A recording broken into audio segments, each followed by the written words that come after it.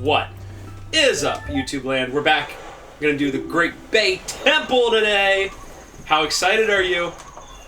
We're so excited. Yeah, let's go. Hope everyone's having a good day. It is mid-July, and we only got like a month and a half of summer left. And implying it's gonna be summer until like mid-October. Yeah. Well, the way I look at it, I sweat literally 24/7 from like May to October, and we're at least halfway through that. So, I'll take it. We're just getting 2 quick heart pieces before I forget, because I definitely will. What the beep? Oh, lens. I was gonna say Mask of Truth. Lens of What Truth. the deuce? Lois. Remember that? Remember Stewie? Remember Evil Monkey? I literally cannot even pretend to do, I literally cannot even pretend to do Chris's voice. I can't even try. It's probably the hardest voice to imitate. Right? Because, like, Lois is Peter. Like, that's easy. They're all really easy, except for Chris. Yeah. Well, I guess Meg is hard, because Meg's just, like, kind of a lower girl voice. What the deuce? Remember Stewie? Do they understand him or not? Am I right? I love Stewie. Hey, Peter, it's 7 p.m. Your pants are still on. What's the occasion? I'll say this, folks. I'll say this. Listen. If we're going to be off topic, I got to tell you something very important. The pilot for Family Guy is A, the best Family Guy episode, and B, top 10 episode of anything of all time. It is Kino out the wazoo. Every single second of it is filled with legendary memes. Whoops. Legendary. You got the very first words Brian Griffin ever says is, "Whoa, ass ahoy." That's literally the first words he ever says. I mean, come on.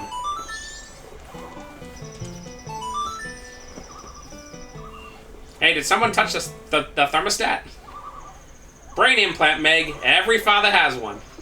Come on. Hey, Peter, your clock won't flush. Just every single thing. I unleashed the beast. I'm sorry, YouTube land. Peter, I told you not to drink at the stag party. I just love how we have, I forget if I think I ordered them because they were really cheap, but there was a set of 4 Family Guy, like, shot glasses that have, really, really early season 1, Family Guy quotes on them, and one of them's literally, "Whoa, ass ahoy," and I'm like, so base, dude. Like that, those companies just don't care at all. They watch the first episode, it's like, yeah. Okay, that... Well, it's the same. It. That's why the pinball machine I own is Simpsons 1990 or 1989. I forget. I think it's 1990, and it's literally just every meme from season 1. They're like, Bart says cowabunga and don't have a cow. Okay, get it. Make a machine. Come on. It has an illustration of the bowling guy. It's like, yep. Oh yeah. Jacques. Back when Simpsons was literally hard-hitting, and, like, Homer was a doofus and literally for their anniversary, gave Marge a present, which was a bowling ball with his name written on it. I mean, god dang. Like, when I was a kid, I was like, what's wrong with that? Now that I'm older, I'm like, oh my god, Homer. Homer!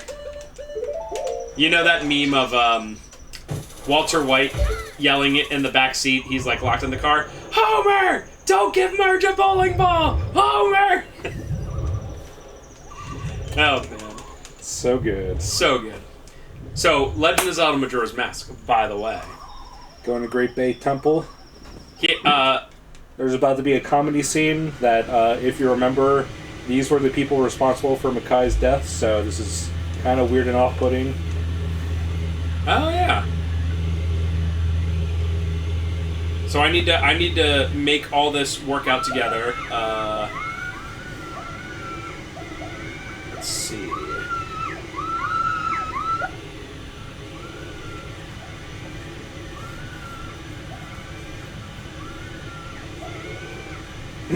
So, Great Bay Temple is, I never disliked it, but it used to always be a little overwhelming for me. But replaying this recently, this is definitely my favorite temple of the game. It's really good. I think it's designed really well, and the Zora swimming's fun. I'm about to say something that's going to blow everyone's mind. You ready for this? Okay. Legend of Zelda Majora's Mask came out in November of 2000, okay? Or October of 2000, excuse me. It came out a couple weeks before the premiere of Simpsons Season 12. Ooh. No, but isn't that crazy? Like, people are like, oh, Majora's Mask, it's an older game, blah, blah, blah. Simpsons was on Season 12 when Majora's Mask came out in the year 2000. And also Family Guy was on Season 2, I believe. So, yeah. That's how we mold it all together, don't we, folks?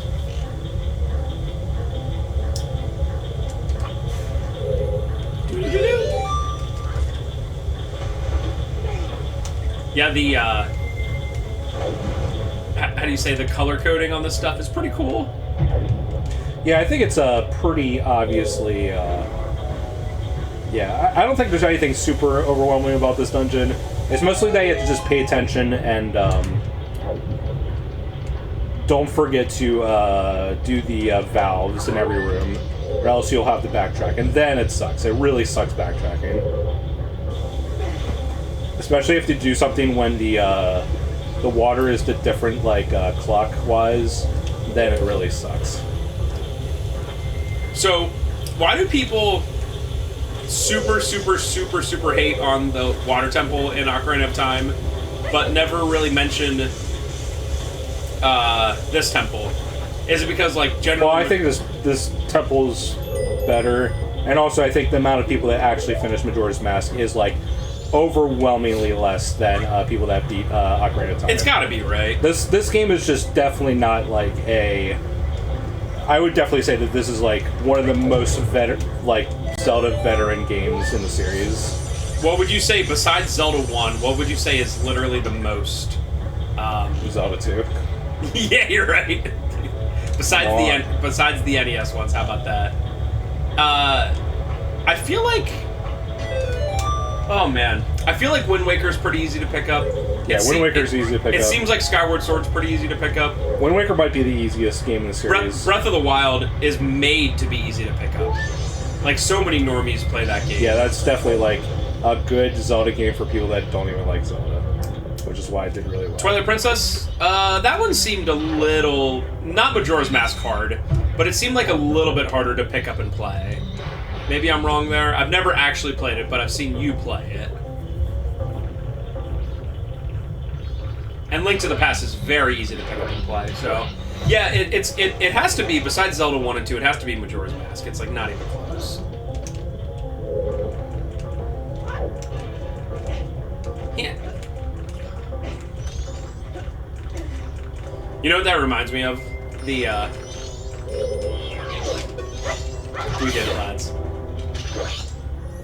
It reminds me of this, Onion article, or something similar. And the headline is... Huge Earthbound fan, excited to play it for the first time. It's so true. There's definitely games like that, like, people are like...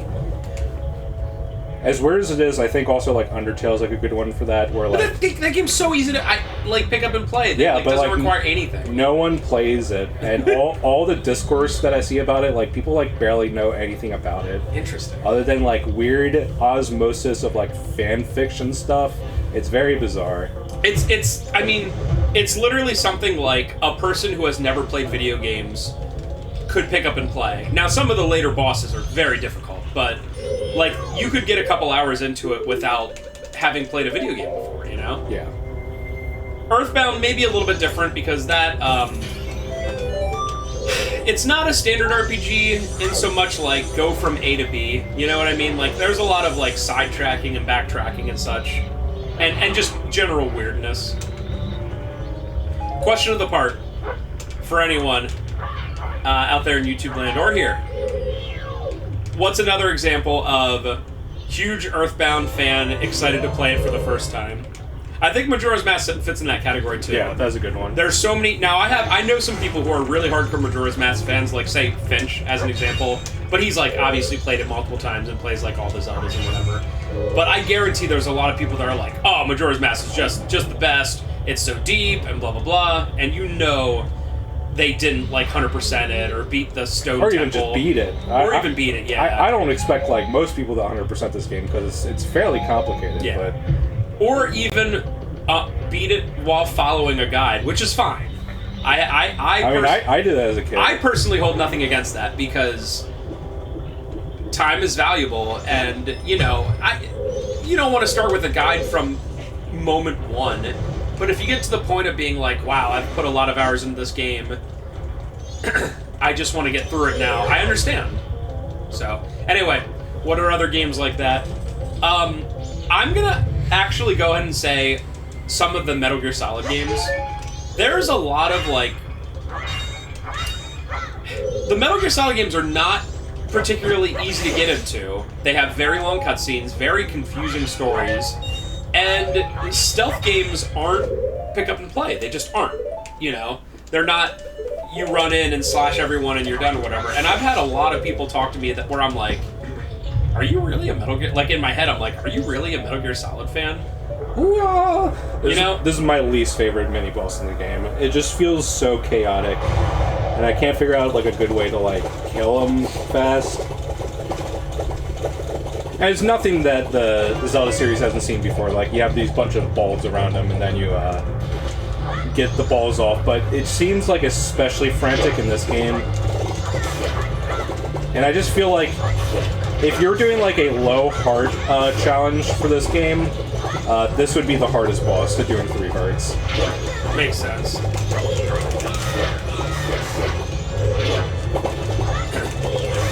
But yeah, especially Metal Gear Solid 1,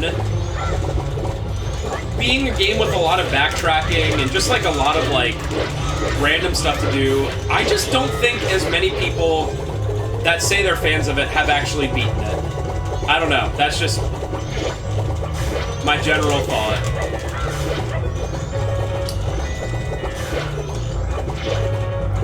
Death Stranding's another one too. That game sold fairly well, all things considered. It even got a director's cut. And, like, there's no way. I dropped that game twice after, like, 5 hours because it was so freaking boring. There's no way that people... And I play bad games for, like, a living. I literally have gone through so many bad games on this channel. There's just no way that many people are like, yep, I beat Death Stranding, the game where you just walk around. Man, he just has so many bubbles. That was actually pretty good, but still, I took 3 3/4 hearts. It's just really hard to do that boss without getting hit. It's just so chaotic. Death Stranding's weird because I don't know. I don't think anyone like understands that story. I don't even think Kojima understands that story.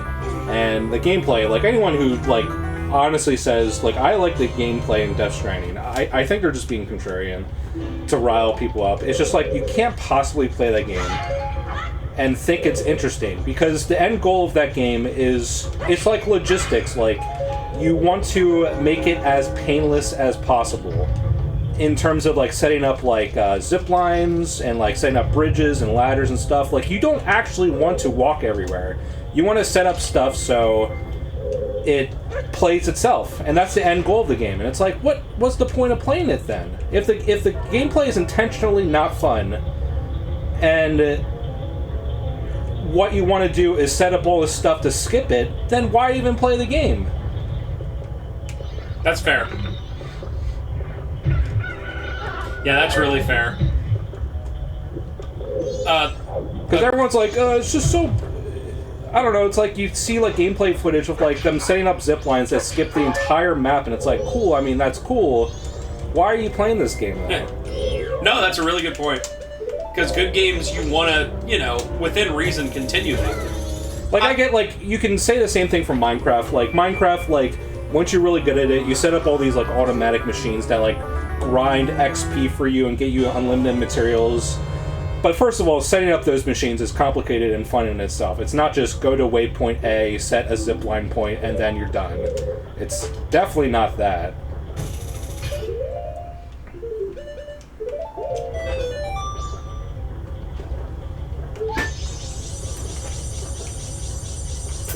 Excuse me, I was drinking a bunch of coffee at 9 p.m. because there's no way I'd get through these LPs without being tired as heck.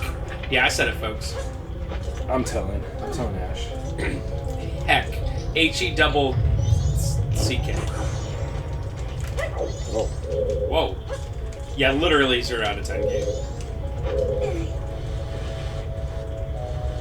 I honestly forgot a lot of the, You do this one time. Oh, really? Okay. Like, they obviously just want to make this dungeon mostly about Zora stuff, so that's why I feel as if, like, when I thought about how the dungeon rewards are only ice or arrow stuff, it makes a lot of sense because it's just supposed to be supplemental for the main transformation. I mean, that's what the dungeons are about, right? More than anything. Well, then what would the stone one be about, or the fourth one, whatever they call it? Oops. Or you use all 3 of them, don't you? Okay, so the water is not.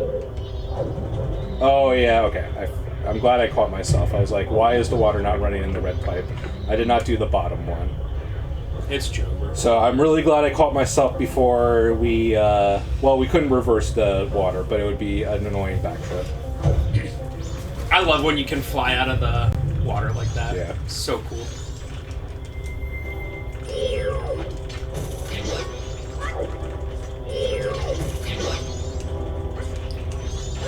No. Oh.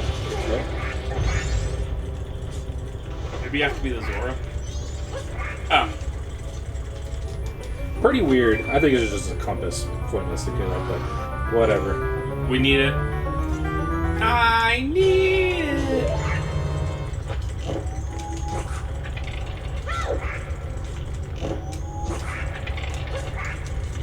You could have made it. Just gotta be careful. It is weird that it's like an ice or a fire arrow check right before the second mini boss. Like, why? Yeah, that is weird. I mean, you had to have it to beat the first dungeon or the second dungeon. So, as opposed to my least favorite mini boss, this is probably my favorite mini boss. It's really fun. I mean, it's super simple, but it's just like using the ice arrow for anything is super satisfying. Ice magic in general is always like super cool in any game. My bubble! You can't break it because, well, you just can't. I'm gonna guess he's gonna die in this hit.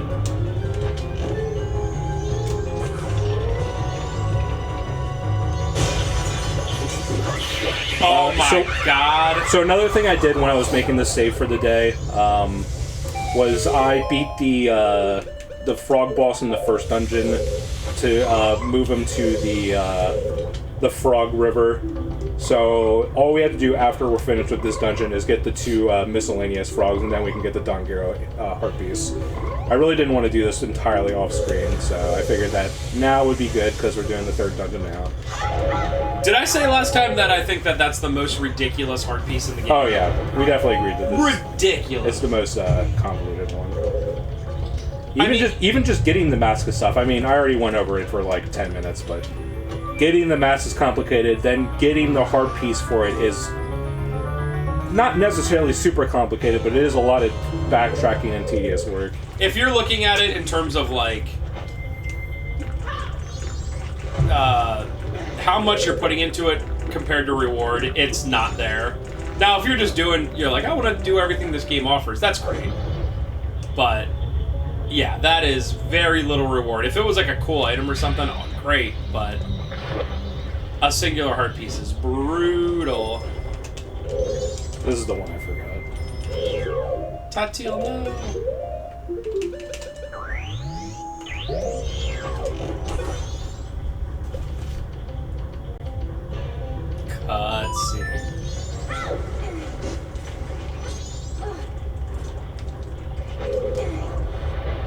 like how they disappear. Very interesting. Probably so it doesn't confuse you in terms of you're not supposed to move them back or anything. Yeah. As opposed to some of the other switches, which you are supposed to. That's fair. Okay, so... And I do like that there's a visual... Like, you can see that the water is running through the red pipe now, so you can visually see that it's... I did it, too. So it's... I think that's well designed in that way as well. Yeah, that is cool. Oh, so, to date us, Donkey Kong, the new one, Bonanza, get it? Like, banana? Because he's a donkey? I mean, because he's a donkey. Because he's a monkey. Wait, what's that one meme? Hey! Oh, from, Drew Carey show? Yeah. Hey! I was thinking about watching Drew Carey show again for the comfiness. I just don't know if it'll hold up at all, but it'll probably be decent. Well, if even for one thing, just getting to hear Cleveland Rocks most of the episodes. That song is Kino. Although not a lot of people know this, it wasn't used for the first couple seasons. It was really? a much more chill song. Yeah, because that's so iconic of the show. Yeah. They changed it for like season, I don't know, 3 or 4 or something. Whoa, Link. Link, no. Oh, but anyway, Donkey Kong comes out tomorrow. Looks pretty good. Looks like, It's getting pretty good reviews. Yeah. Too. Now, when I say it looks pretty good, I watched like a 5-minute video of it, and I was like, that looks neat. My one worry about that game is it being a collectible-thon, which it looks like it is, which is what you expect from Donkey Kong It's games. not going to be anything close. Come on. It's a 64. Yeah. Well, I guess my worry is with the fact that you can, like, dig everywhere, or dig a lot of places, my worry is, like, when does it end, and, like, how deep will items Yeah, I don't know. I think it's made by the same devs as Mario Odyssey, which Mario Odyssey is sort of contentious with having way too many power moons in that game. Right, yeah, it was something like... Oh, man, how many was it? Like 900. That's what I was thinking, but I was like, no way can that be. So there's good. I think Odyssey. My opinion on it is that it's a fantastic first time game. If you're going in it blind and don't know anything about it, it's like a 10 out of 10 Mario. But replaying it sucks because like most of the moons are just no. Oh, was that timing? Yeah, I just was impatient. It's Jupiter. But a lot of the moons are just like, you know, go to a hill and ground pound a little hump, and that's a power moon, which is fun in the moment. There's fun to be had in terms of like doing it for the first time, especially if you're a completionist. Very fun in that way, but redoing like most of those moons sucks. Well, any game that's that long, man, there's no way that you would want to have to play that again. I mean, 900 moons. I feel like it'd be the same thing for I think despite Breath there being, of the Wild. I think despite being 900 moons, it really isn't like that much longer than 120 shine Mario Sunshine, which is an ordeal itself. Especially compared to I think Galaxy 1 or 2 getting all 240 power stars is probably way more annoying or more of a time commitment. I can't imagine I would want to do that. Because that involves the Mario Galaxy 2 involves beating every level twice or something. Yeah, you have to do it as Luigi. That's just artificially making the game longer. I mean, that's fine. If you want to do that, that's fine. It's not like the game makes you, but it's just a very cheap way to lengthen the game. No. That noise when Zora Link falls. Ah! And he has that weird reverb to his voice. We did it, boys. 62 rubies. Oh, we're gonna go see Superman tomorrow. Nice. I'm vaguely excited. I kind of like Superman. It's not like... I like Batman. I'm a Batman fan. Superman, I'm like, yeah, okay, I'll see it. So... I know nothing about it. You know nothing, fool. You know nothing. You know nothing, Jon Snow. Remember Game of Thrones? Remember when people cared about that? Still have not watched a single episode. Well, and I definitely won't now that everyone's like, come on, the last season. No, it's pretty. I mean, the last season's the worst, but the last two are awful. And the last three, I think there's 8 seasons. The last 3 are, season 6 is when it really falls off. Anyway, so my second question of the part, we may be on the second video by this point of this sit down, is there any intellectual property, anything at all, that fell out of the public consciousness as fast and as hard as Game of Thrones did? As an example, Lord of the Rings was written in what, like, the early 1900s? And, like, it's always, for book fans, it's always been a big thing.